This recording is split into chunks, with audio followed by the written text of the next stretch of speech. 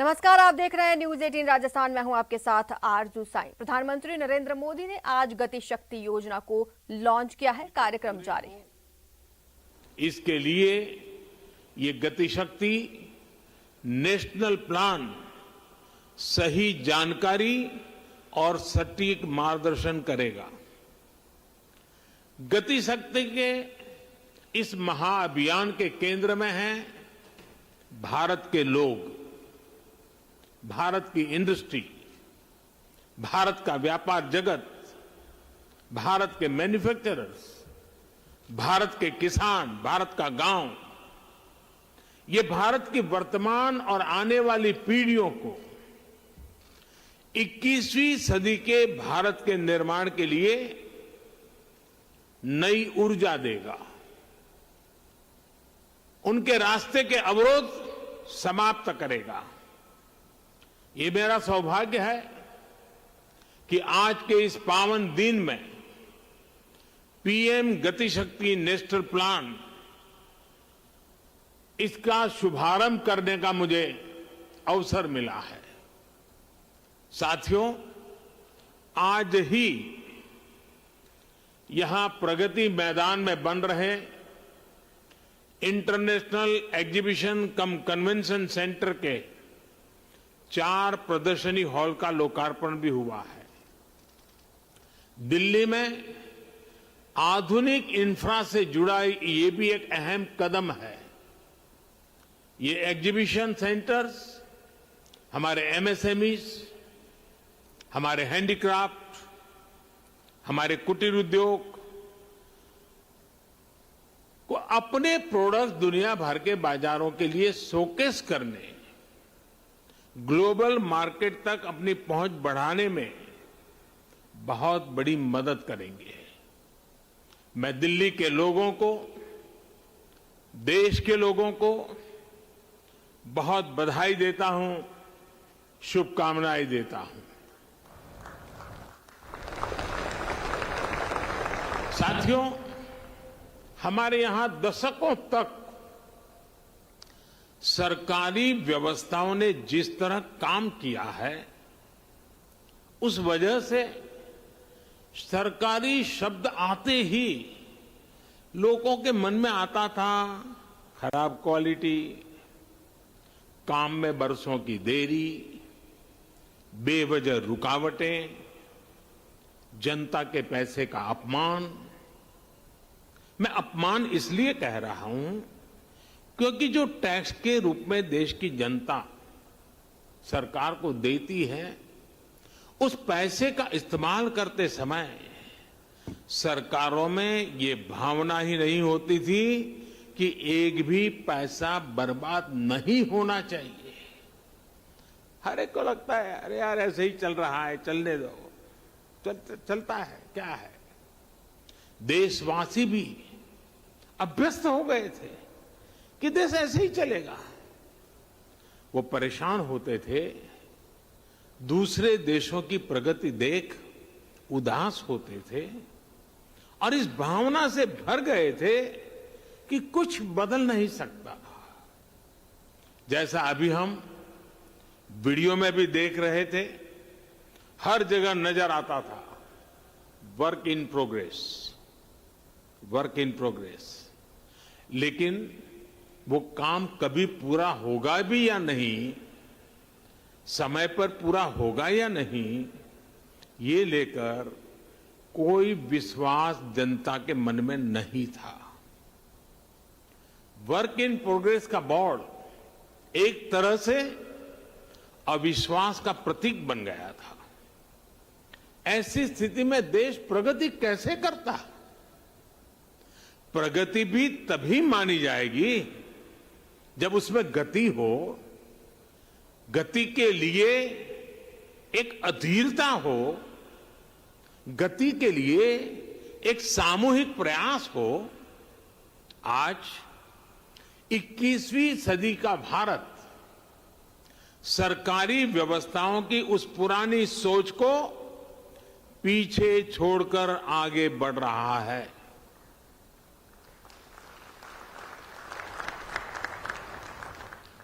आज का मंत्र है will for progress, work for progress, wealth for progress, plan for progress, preference for progress। हमने न सिर्फ परियोजनाओं को तय समय सीमा में पूरा करने का वर्क कल्चर विकसित किया, बल्कि आज समय से पहले प्रोजेक्ट पूरे करने का प्रयास हो रहा है। अगर आज भारत आधुनिक इंफ्रास्ट्रक्चर के निर्माण के लिए ज्यादा से ज्यादा इन्वेस्टमेंट करने के लिए प्रतिबद्ध है, तो वही आज का भारत हर वो कदम भी उठा रहा है जिससे प्रोजेक्ट्स में देरी ना हो, रुकावटें ना आए, कम समय पर पूरा हो। साथियों, देश का सामान्य मानवी एक छोटा सा भी घर बनाता है तो उसके लिए बाकायदा प्लानिंग करता है। कोई बड़ी यूनिवर्सिटी बनती है, कोई कॉलेज बनाता है, तो भी पूरी प्लानिंग के साथ बनाया जाता है। समय समय पर उसके विस्तार की गुंजाइश को भी पहले से ही सोच लिया जाता है। और ये इसमें हर किसी का अनुभव है, हर एक का ये अनुभव से आप गुजरे हैं। लेकिन दुर्भाग्य से हम भारत में इंफ्रास्ट्रक्चर से जुड़े प्रोजेक्ट्स में कॉम्प्रिहेंसिव प्लानिंग से जुड़ी अनेक कमियां रोजमर्रा अनुभव करते हैं।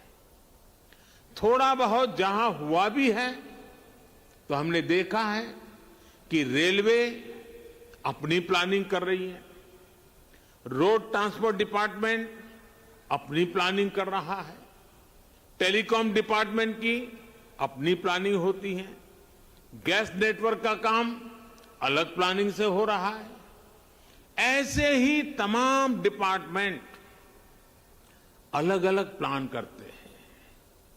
हम सभी ने ये भी देखा है कि पहले कहीं सड़क बनती है, सड़क बिल्कुल तैयार हो जाती है, और फिर कोई पानी वाला डिपार्टमेंट आएगा, वो पानी की पाइप के लिए उसकी खुदाई कर देता है, फिर पानी वाले पहुंच जाते हैं। इसी तरह काम होता रहता है। ये भी होता है कि रोड बनाने वाले डिवाइडर बना देते हैं और फिर ट्रैफिक पुलिस कहती है कि इससे तो जाम लगा रहेगा, डिवाइडर हटाओ। कहीं चौराहे पर सर्किल बना दिया जाता है तो ट्रैफिक सुचारू रूप से चलने में बजाय वहां अव्यवस्था होने लगती है। और हमने देश भर में ऐसा होते हुए देखा है। इन परिस्थितियों के बीच जब सारे प्रोजेक्ट्स को सिंक्रोनाइज करने की जरूरत पड़ती है तो इसके लिए बहुत ज्यादा एफर्ट्स करना पड़ता है।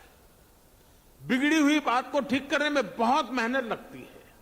साथियों, ये जितनी भी दिक्कतें हैं उसका मूल कारण ये है कि मैक्रो प्लानिंग और माइक्रो इम्प्लीमेंटेशन जमीन आसमान का अंतर होता है।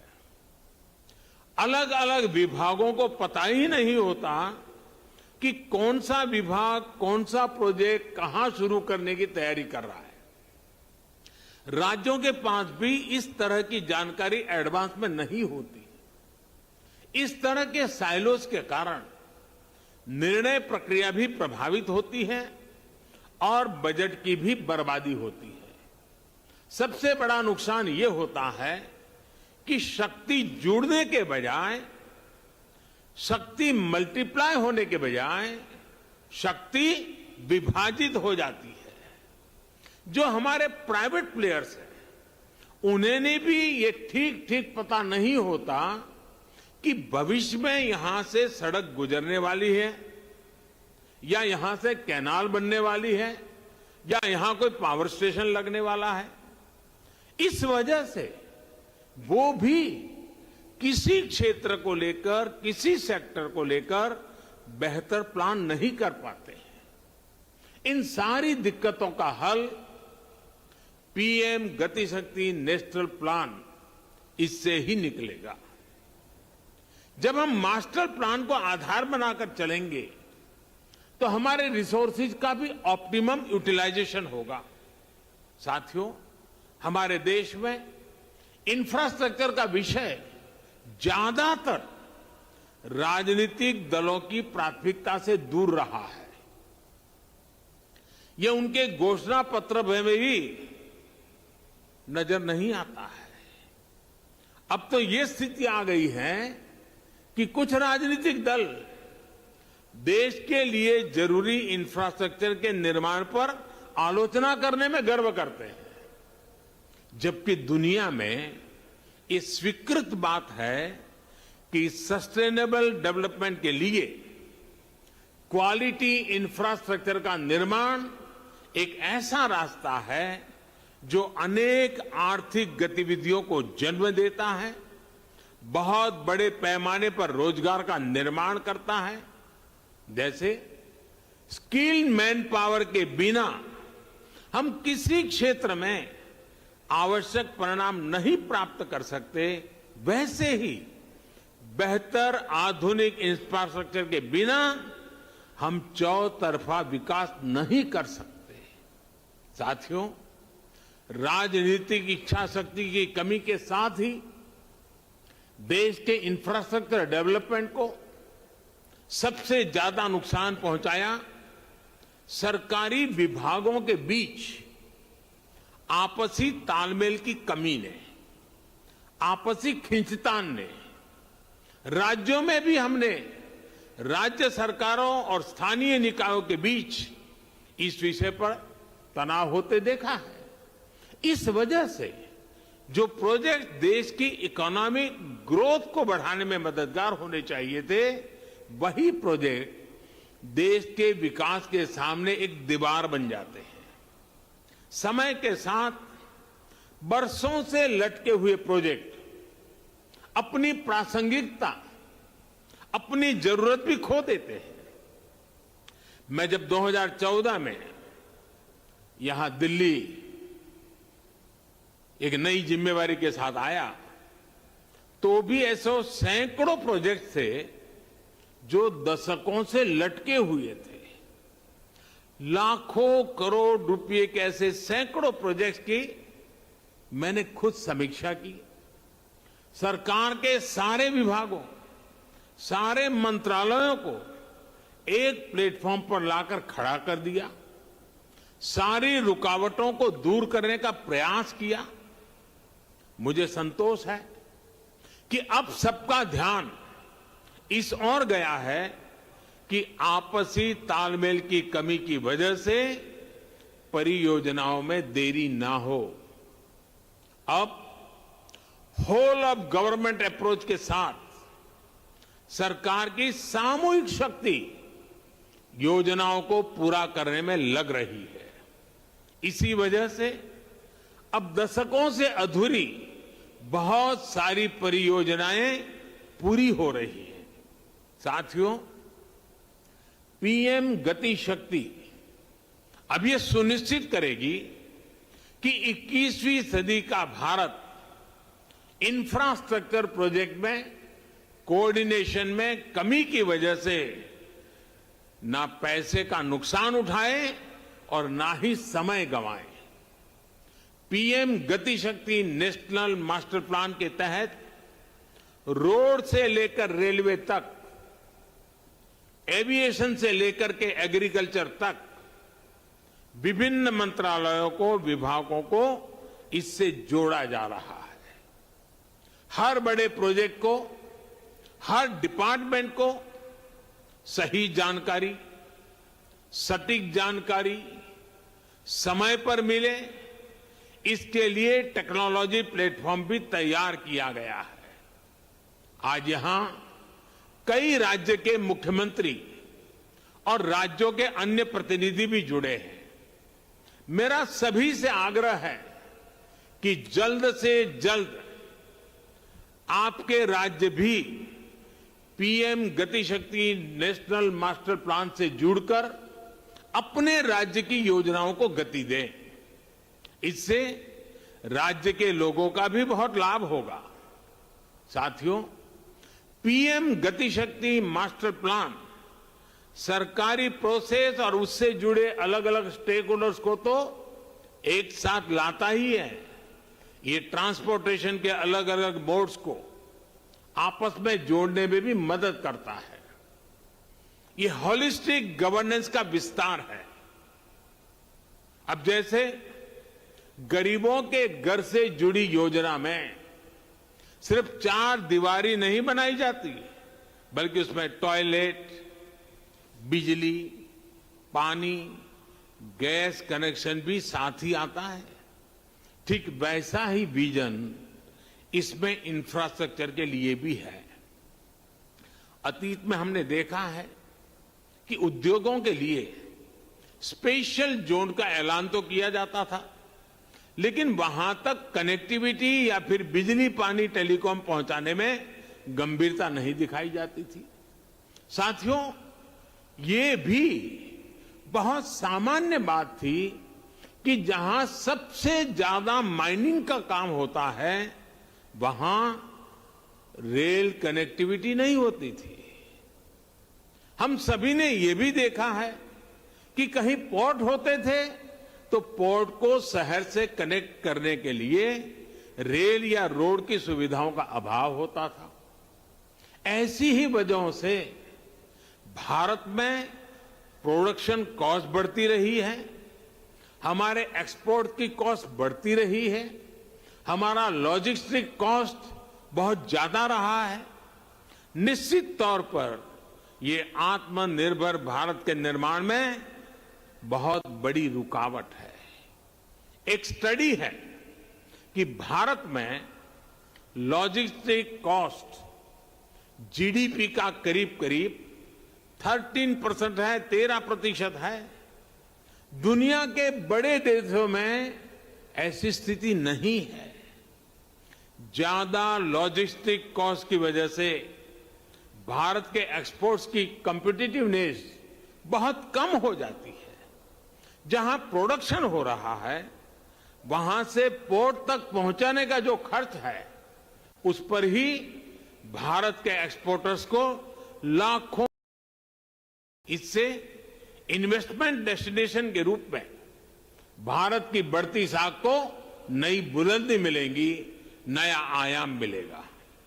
इससे देशवासियों को कम कीमत में बेहतरीन क्वालिटी मिलेगी, युवाओं को रोजगार के लिए नए अवसर मिलेंगे।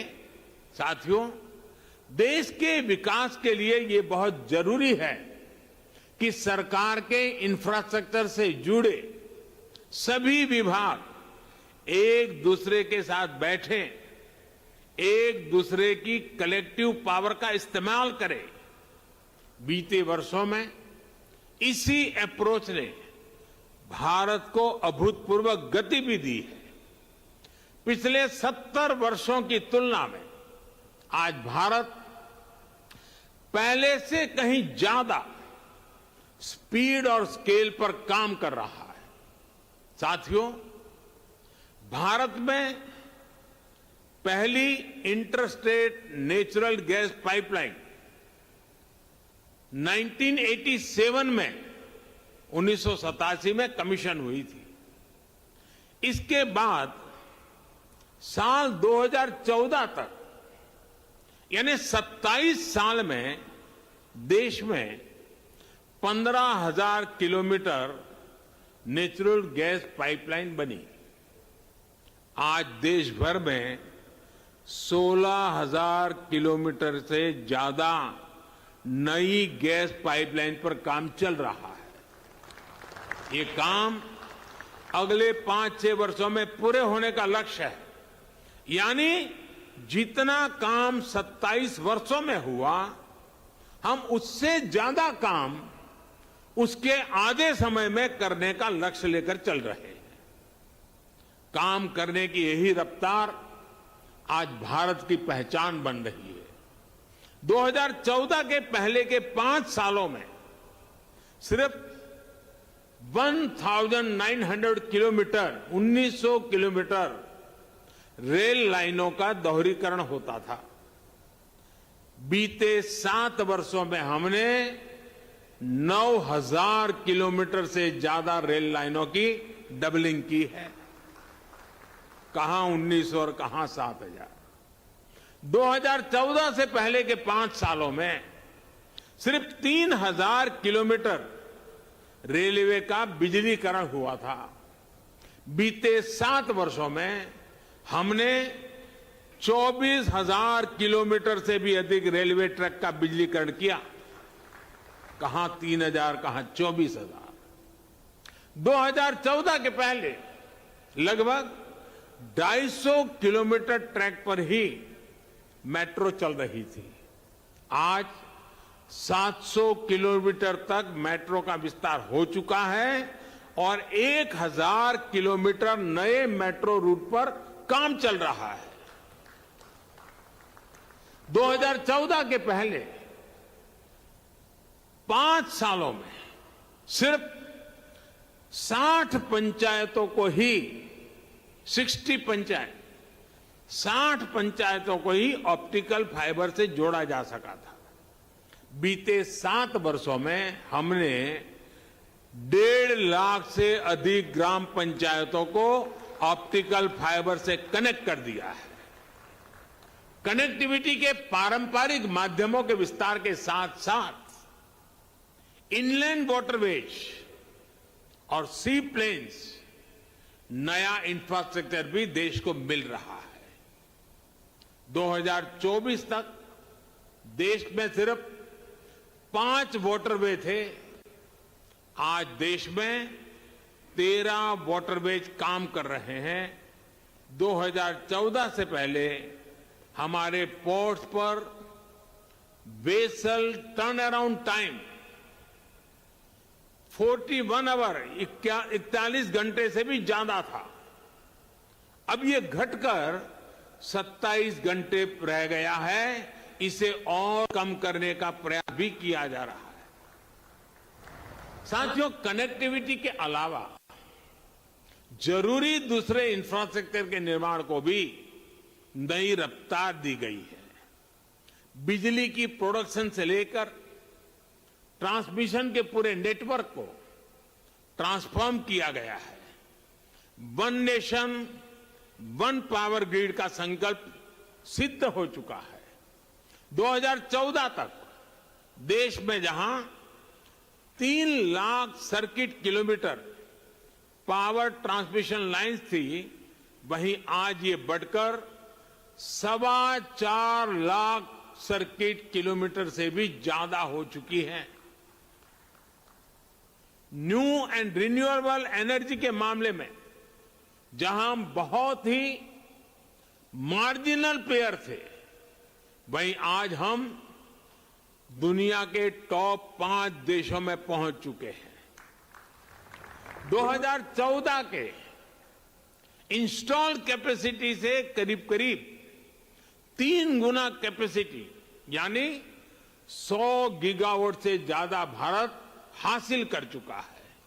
साथियों, आज देश में एविएशन का आधुनिक इकोसिस्टम विकसित करने पर तेजी से काम हो रहा है। एयर कनेक्टिविटी बढ़ाने के लिए देश में नए एयरपोर्ट्स के निर्माण के साथ ही हमने एयर स्पेस को भी और ज्यादा खोल दिया है। बीते 1-2 वर्षों में ही 100 से ज्यादा एयर रूट्स की समीक्षा करने उनकी दूरी घटाई गई है। जिन क्षेत्रों के ऊपर से पैसेंजर फ्लाइट्स के उड़ने पर पाबंदी थी, उसे भी हटाया गया है। इस एक फैसले से बहुत से शहरों के बीच एयर टाइम कम हुआ है, उड़ान का समय कम हुआ है। एविएशन सेक्टर को मजबूती देने के लिए नई एमआरओ पॉलिसी बनाना है। जिस जीएसटी काम पूरा करना हो, पायलट्स की ट्रेनिंग की बात हो, इन सभी पर काम किया गया है।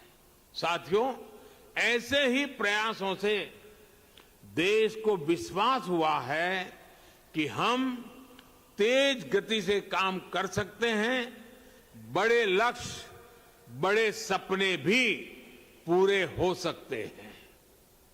अब देश की अपेक्षा और आकांक्षा दोनों बढ़ गई है।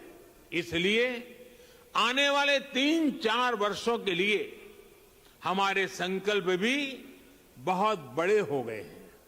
अब देश का लक्ष्य है लॉजिस्टिक्स कॉस्ट को कम से कम करना, रेलवे की कार्गो क्षमता बढ़ाना, पोर्ट कार्गो कैपेसिटी बढ़ाना, टर्न अराउंड टाइम को कम करना। आने वाले 4-5 साल में देश में कुल मिलाकर 200 से ज्यादा एयरपोर्ट, हेलीपैड और वाटर एरोड्रम बना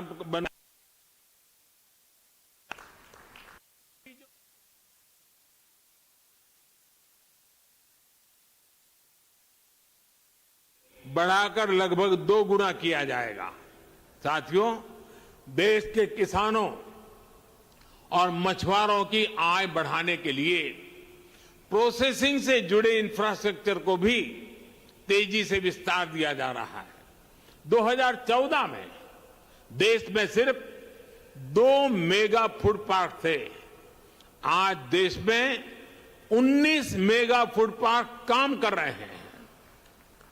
अब इनकी संख्या 40 से अधिक तक पहुंचने का लक्ष्य है। बीते 7 सालों में फिशिंग क्लस्टर्स, फिशिंग हार्बर और लैंडिंग सेंटर्स की संख्या 40 से बढ़कर 100 से अधिक तक पहुंच चुकी है। इसमें 2 गुना से ज्यादा की वृद्धि करने का लक्ष्य लेकर हम चल रहे हैं।